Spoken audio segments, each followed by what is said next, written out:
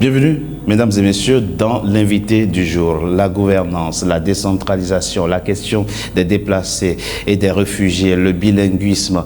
Plusieurs thématiques importantes étaient au cœur des travaux du dialogue national au Cameroun. Et je reçois, justement pour revenir sur quelques-unes de ces thématiques, le professeur Bernard Momo. Il est le coordonnateur du programme national de gouvernance, participant à ce dialogue national, membre de la commission en charge de la question de la décentralisation. Il est notre invité du jour. Professeur Bernard Momo, bienvenue à vous. Et merci d'avoir accepté notre invitation le 10 septembre. Le président Paul Biya l'a souhaité, l'a voulu, l'a appelé ses compatriotes à un dialogue national. Il s'est ouvert effectivement le 30 septembre, enfin quelques jours seulement après. Et à ce dialogue, professeur, il y avait des absents. Mais il y avait aussi ceux qui étaient et qui ont fini par partir, estimant que les jeux étaient faits à l'avance. Quel est votre avis sur cette question, professeur? Écoutez, les Camerounais ont mis beaucoup d'espoir dans ce dialogue qui a été appelé Grand Dialogue National par le chef de l'État et dont l'agenda n'est pas totalement correspondant aux attentes des uns et des autres. C'est un agenda assez réduit et qui vise de manière plus spécifique à résoudre la crise nord-ouest, sud-ouest. C'est cela qui va justifier de toute façon le nombre de thématiques relatives à cette crise dans cet agenda. Ceux qui ne sont pas venus pour la plupart poser des conditions préalables, oui. D'une part, relative à l'élargissement du débat sur d'autres thématiques, qui permettraient tout simplement de jeter un pont entre le présent et l'avenir du Cameroun. Visiblement, ça n'a pas été le cas pour ceux qui ont suivi le message du chef d'État du 10 septembre. Ça, c'est l'une des raisons pour lesquelles il y a eu des absents. Ensuite, que certains soient partis, l'argument qui revient le plus, c'est le caractère unilatéral de la mise en place du dialogue.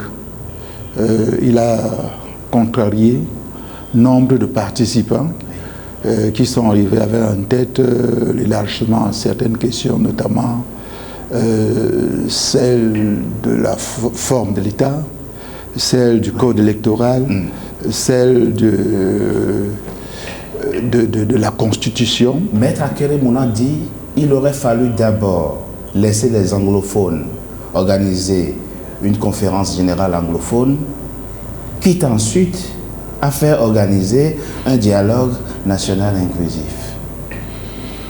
Oui, ça c'est l'une des possibilités qui peut être inscrite dans la méthodologie globale des dialogues au sein des communautés étatiques.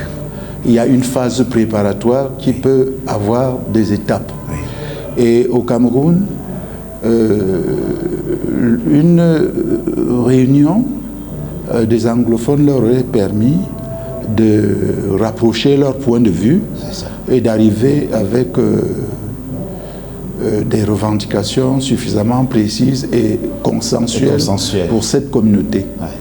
Oui, ça c'est ce qui aurait pu être. Le chef d'État n'a pas estimé faire les choses de cette manière. Il a fait procéder aux concertations et lors de ces concertations, je crois savoir que... organisées par le Premier ministre. Par le Premier ministre, que les anglophones étaient les plus nombreux à passer et à l'occasion ont remis leur contribution. Professeur Momo, le président Paul Biya, en terminant son discours du 10 septembre, avait dit « Le Cameroun doit rester un et indivisible ». Ceux qui ont boycotté ce dialogue national pensent que la question de la forme de l'État ne devrait pas être une question taboue et qu'il aurait fallu également débattre de cette question-là. Écoutez, ils ont... Enfin, Oui, dans un autre contexte. Mais je pense, je dois le réaffirmer, que le chef d'État s'est davantage soucié de la crise anglophone. Mais l'unité et l'indivisibilité du Cameroun ne sont pas en rapport avec soit l'État unitaire, soit l'État fédéral. Quelle que soit la forme de l'État, l'unité et l'indivisibilité doivent être affirmées. Ça, c'est nécessaire pour tous les États, même dans les confédérations où les relations sont plus souples. On continue d'affirmer l'unité et l'indivisibilité de l'État. Oui. Alors, la question de la forme de l'État nous amène à la question cruciale de la décentralisation. Professeur Momo, nous sommes en 2019. La constitution actuelle en vigueur au Cameroun date de 1996. Oui. Professeur, vous avez, et c'est une chance de vous avoir sur ce plateau, fait partie de la commission en charge de la question de la décentralisation. Qu'est-ce qui a fait, professeur, que pendant autant d'années, le processus de décentralisation n'a pas évolué véritablement? Écoutez, je peux dire que l'un des premiers éléments tient même à l'une des caractéristiques de cette constitution.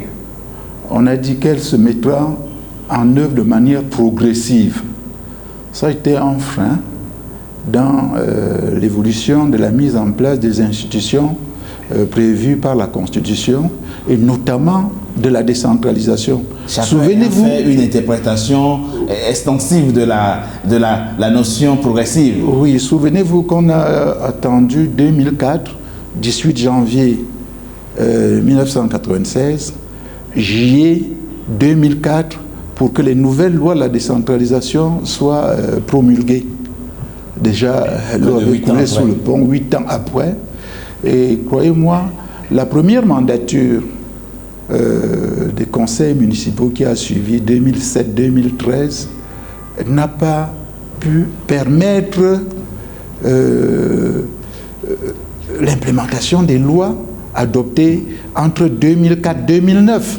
Reste à espérer effectivement que ce processus aille plus rapidement afin que les exécutifs locaux aient les moyens et les attributions nécessaires, en tout cas qui sont conformes à la loi sur la décentralisation. Si, professeur Bernard Momo, je rappelle que vous êtes juriste, mais vous êtes coordonnateur du programme national de gouvernance, un programme mis en œuvre en tout cas à la primature du Cameroun. Merci à vous. Merci.